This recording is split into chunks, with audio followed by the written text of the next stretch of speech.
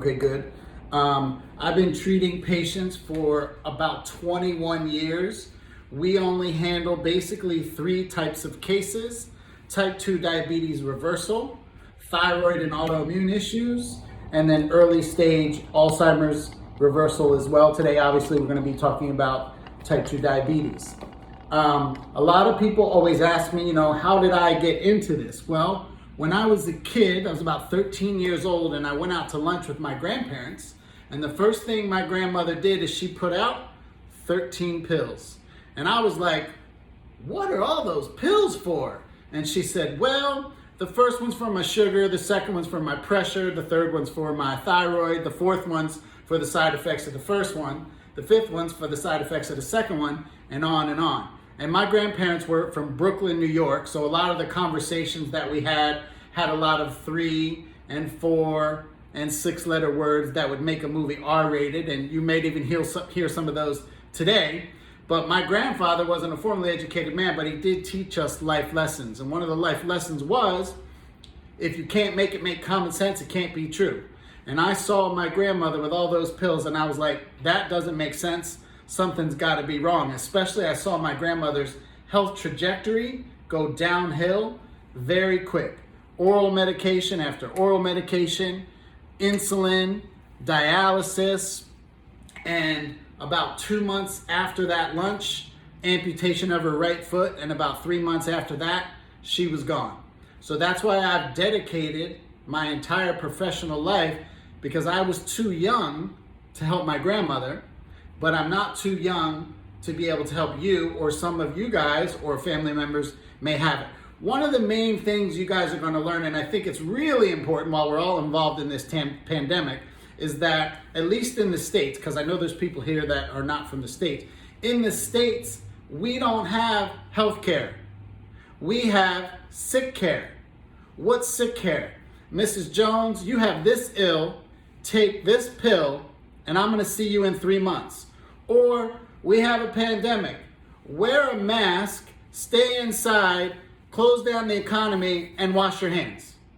That is not healthcare. And if you get anything out of this pandemic, you need to realize that the government is not going to help you. You are in charge of your own health, and you better damn well make sure that you're healthy.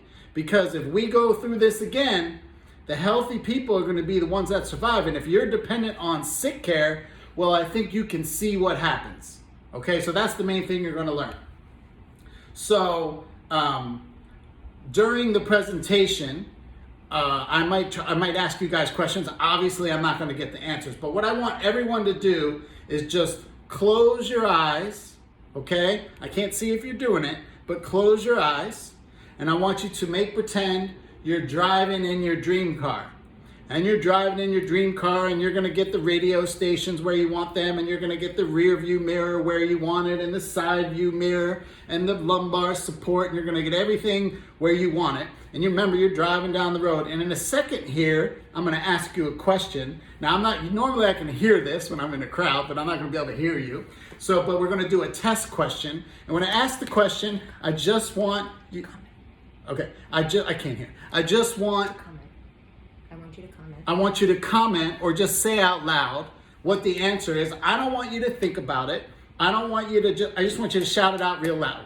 So, the test question is, remember, loud without thinking about it at all. What's 1 + 1? Shout it out.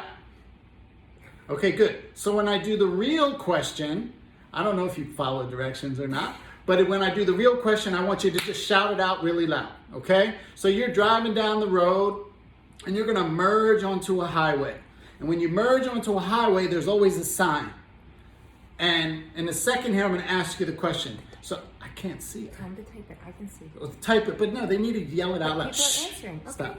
Okay? So you're driving down, you're going to merge into the highway.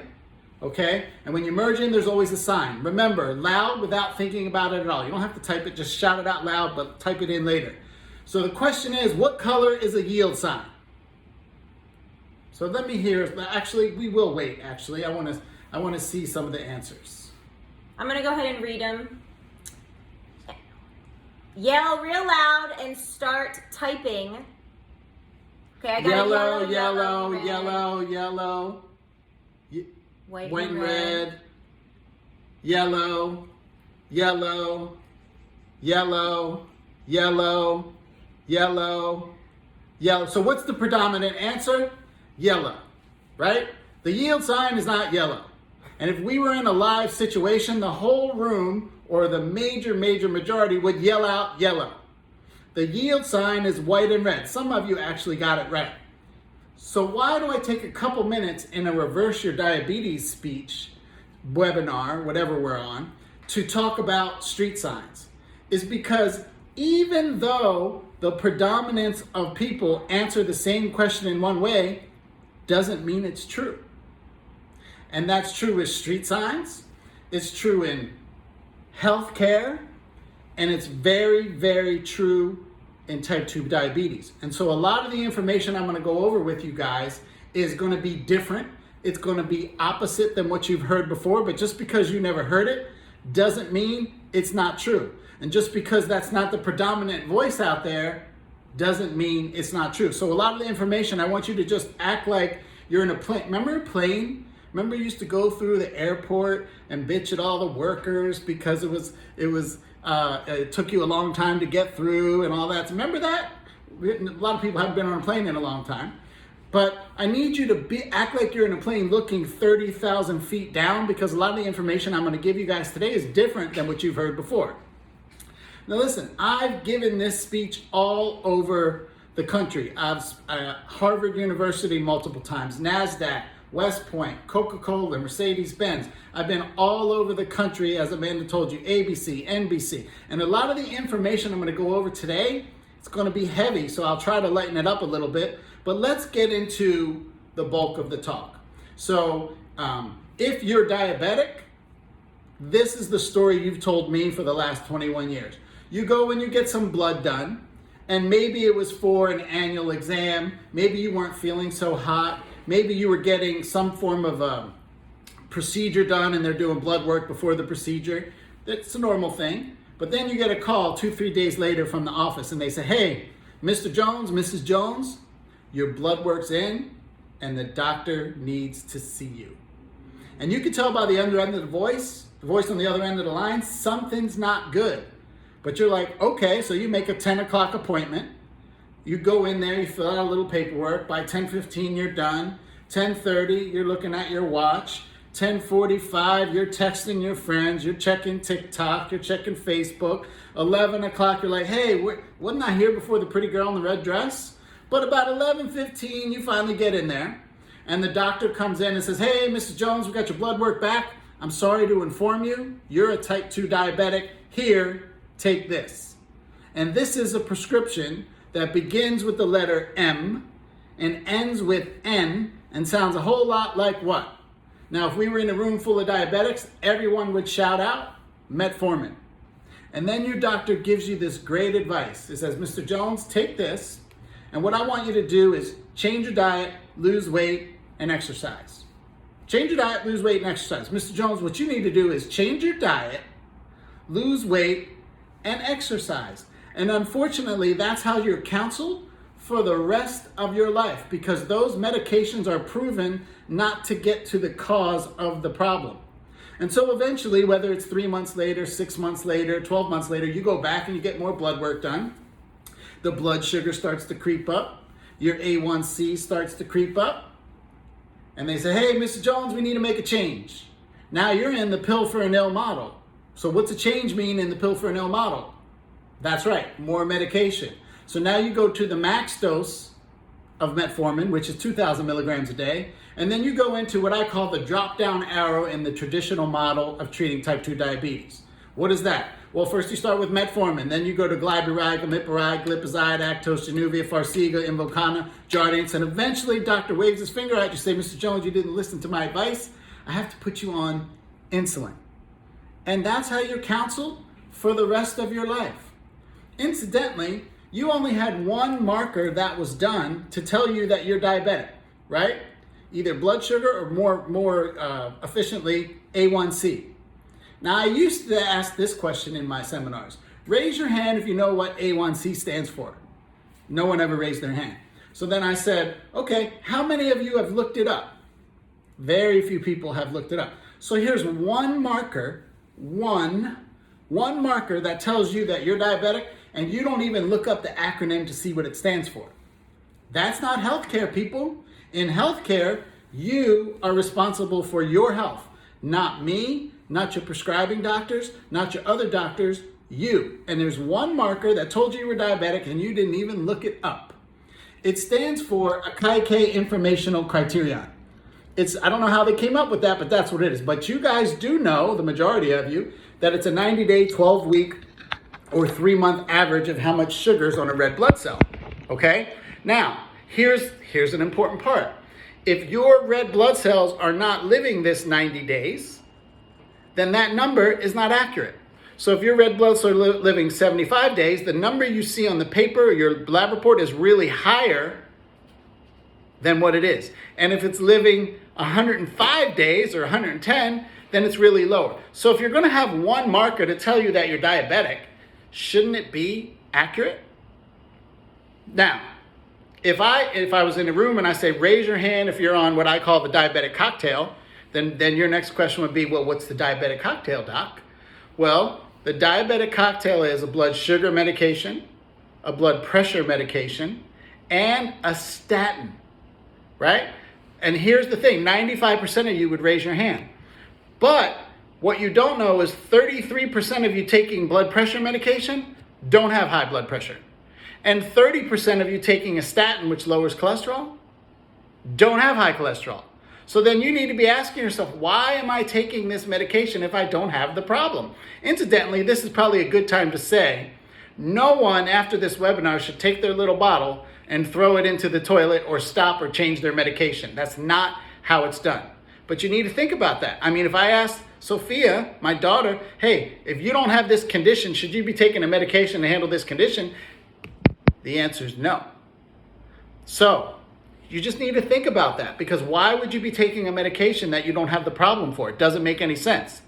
So let's talk about the complications from diabetes. If you don't know, here's what the statistics are from the CDC. We've already learned that the CDC, well, I'm not going to get into that. So, number 1 complication, heart attack. Number 2, stroke. You're 2 to 4 times more likely to have a stroke. Number 3, dialysis from kidney failure. Number 4, liver issues. Number 5, blindness. Number 6, amputation. And the research tells us that if your A1C is above 6.4, you've increased your risk for those complications 67 to 85%. And if you're like, but doc, I'm well controlled. My A1C is only 6.0.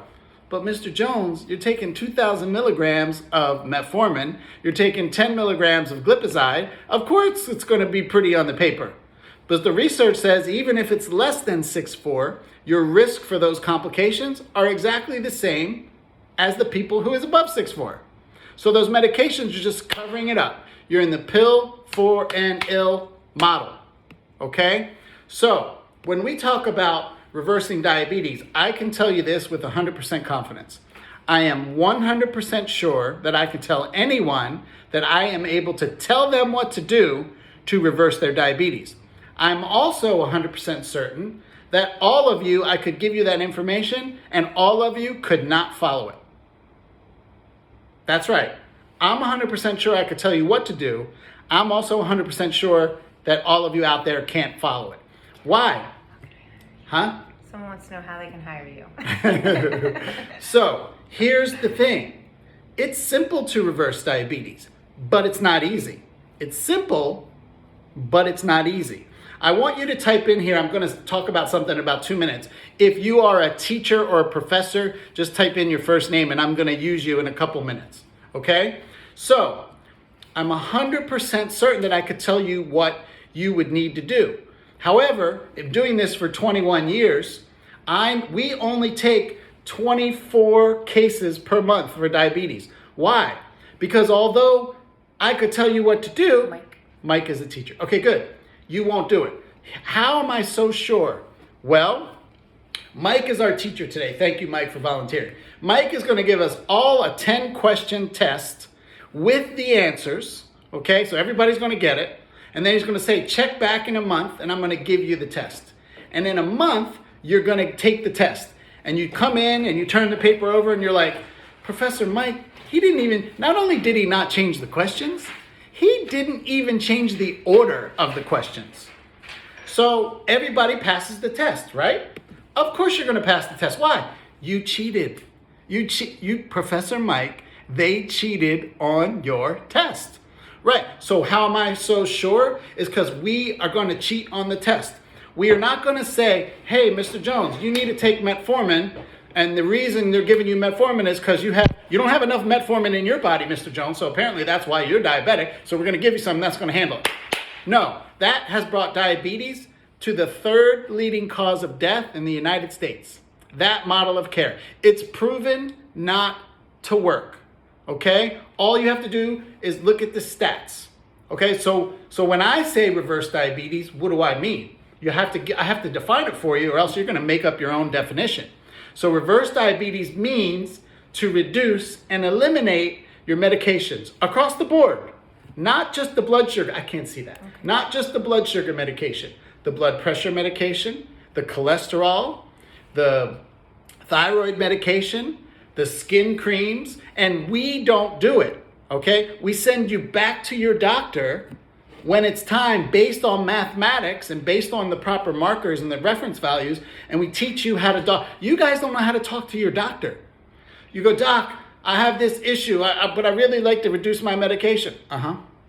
Thank you, Professor Mike. Thank you. Right? That's not. You need to learn how to communicate with your prescribing doctors, because they're the ones who are going to decrease it. So reduce and eliminate your medications across the board. The best thing about what I do, I used to have a mentor years ago.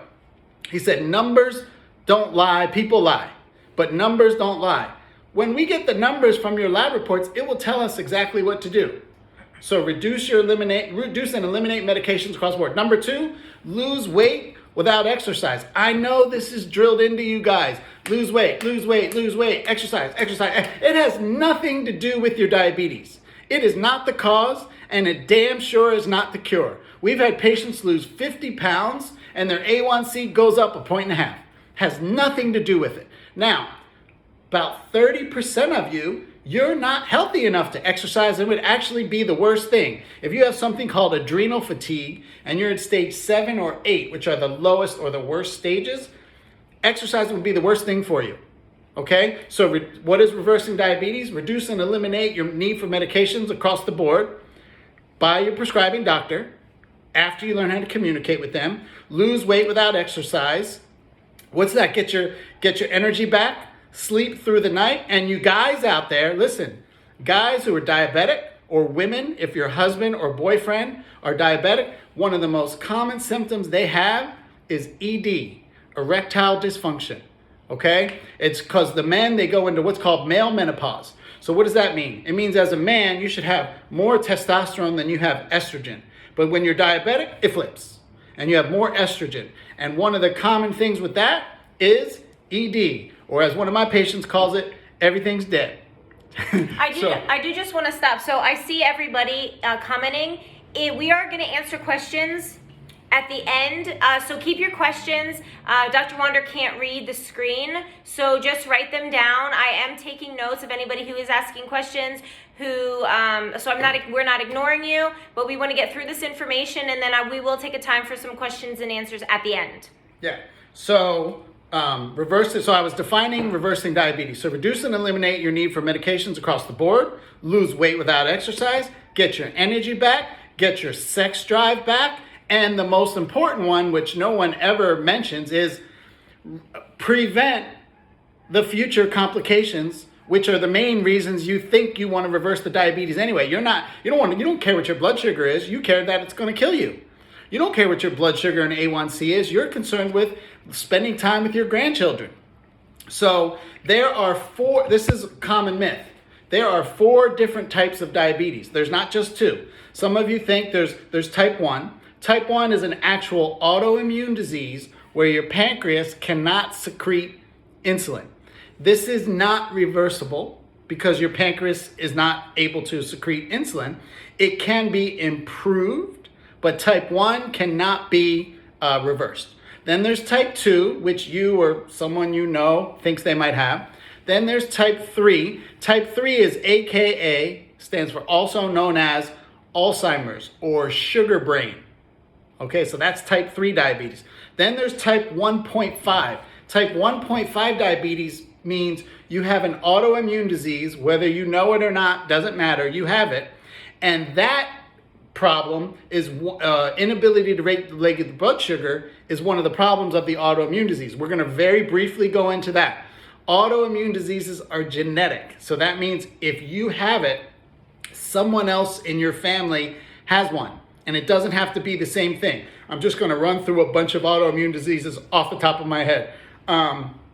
Hashimoto's, Graves' disease, eczema, psoriasis, multiple sclerosis, lupus, rheumatoid arthritis, psoriatic arthritis, Raynaud's syndrome, endometriosis. These are all autoimmune diseases. Huh? It's not. So, but a common condition to have with an autoimmune disease is something called PCOS. It would be for a woman. So we talked about male menopause when a man, testosterone flips with the estrogen. PCOS, polycystic ovarian syndrome, is when as a woman you have too much testosterone.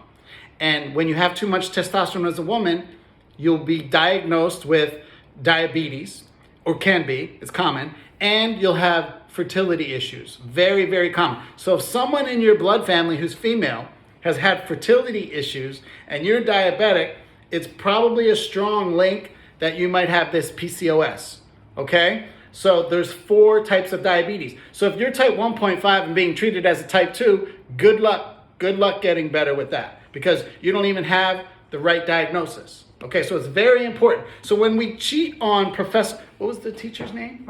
Mike. I'm sorry. When we cheat on the test, what type of tests are we going to do? Well, we're going to do very, very thorough blood. Way more. Basically, going to shake you, turn you upside down until the change comes all out of your pocket so we can see every single marker. If you're diabetic and on insulin, we need to see, hey, is your pancreas actually secreting insulin? In 21 years, I've asked that to every single patient on insulin. I said, did anyone do the test to see if your pancreas is really secreting insulin? No one has said yes in 21 years. 0. We're going to see if you're allergic to your insulin that you're taking exogenously.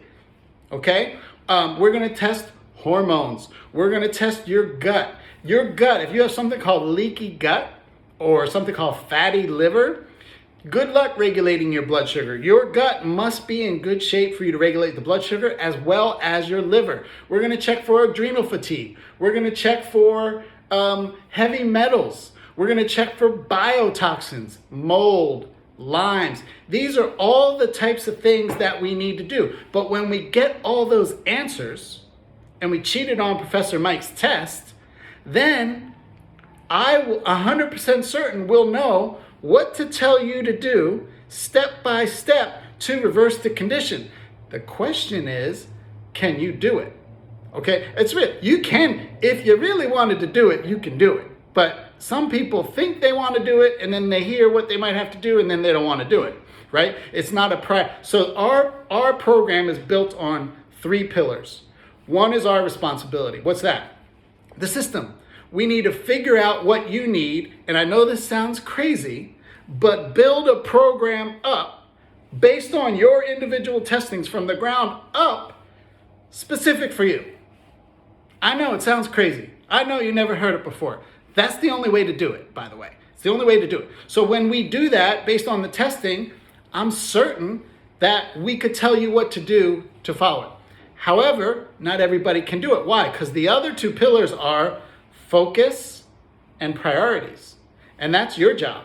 So we could have the best system in the world, but if you don't have the right focus and the right priorities, it's not going to work, right? So what we always look for, there's 2 different types of patients, okay? There's the patient who's over here, and then they want to get here. And then we say, listen, you're here and you want to get here. These are the things you're going to have to do. And they were like, wow, that seems hard. That's a lot of work. So that's not a good patient for us, right? Then there's the other patient, they're close, but they're not there. But they think, I'm I could figure this out on my own. I'm here to tell you, this is probably one of the most important things I'm going to tell you today. You don't know what you don't know. You don't know what you don't know. And so it's very important. So these two types of people, they're not a good fit. Who's a good fit? The person who's right in the middle, they see their goal, and they're like, wow, I just need someone who can figure out to tell me what to do, because if they tell me what to do, I can follow it and I'll be able to hit it. And I also want to be certain that they've done this multiple times over in the past, and this is not the first time they're seeing this. So that's where we come in, okay? Here's another thing I want to go over.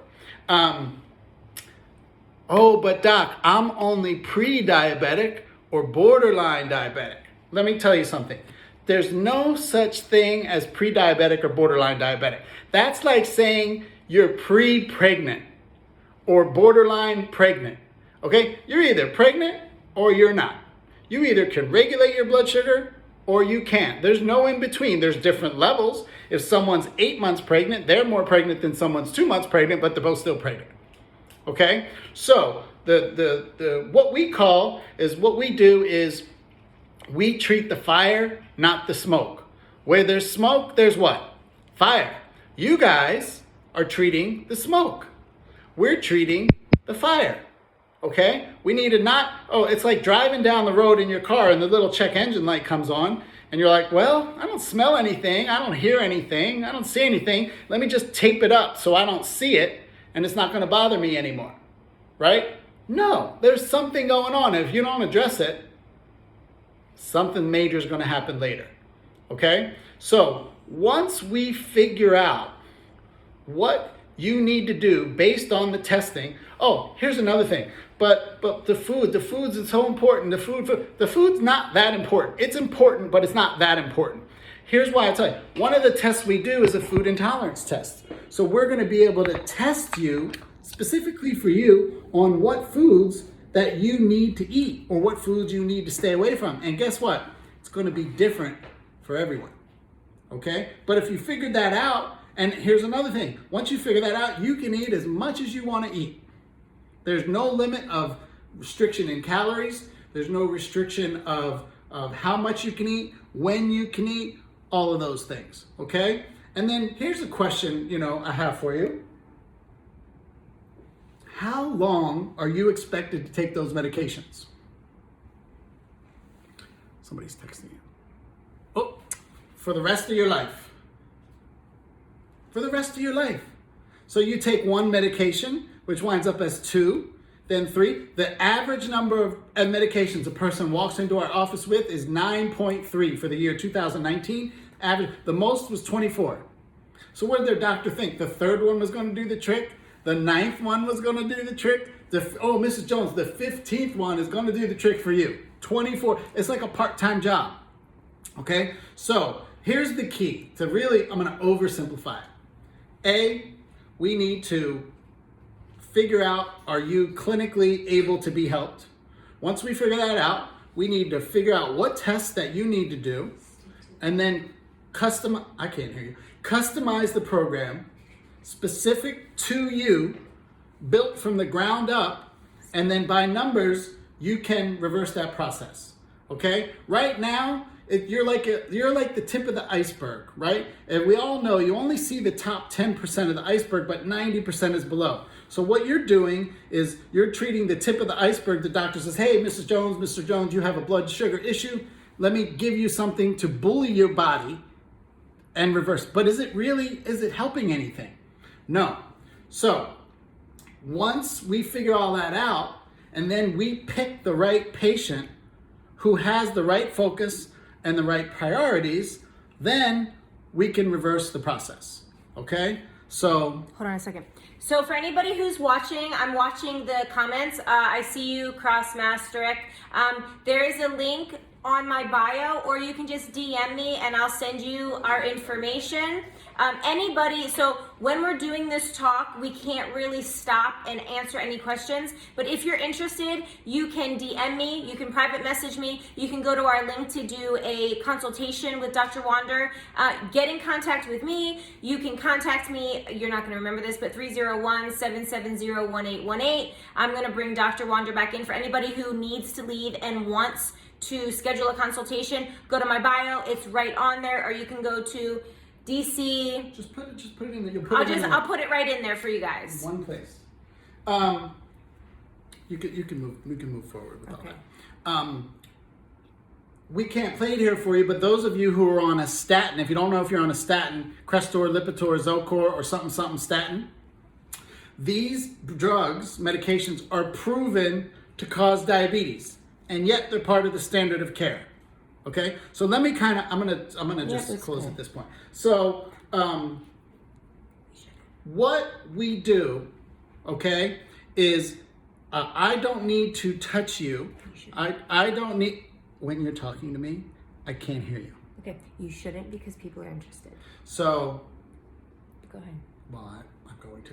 So, what the coronavirus has taught us is we have patients all over the world. We had them before, and we were doing those virtually anyway. But we've learned through this, because in our state we can't see people, is that we can treat patients all over the world. As long as we can ship you what you need in terms of diagnostic testing or supplementation or things like that, then we can do that. Now, let's talk about, health and healthcare. Where does the United States rank in terms of healthcare?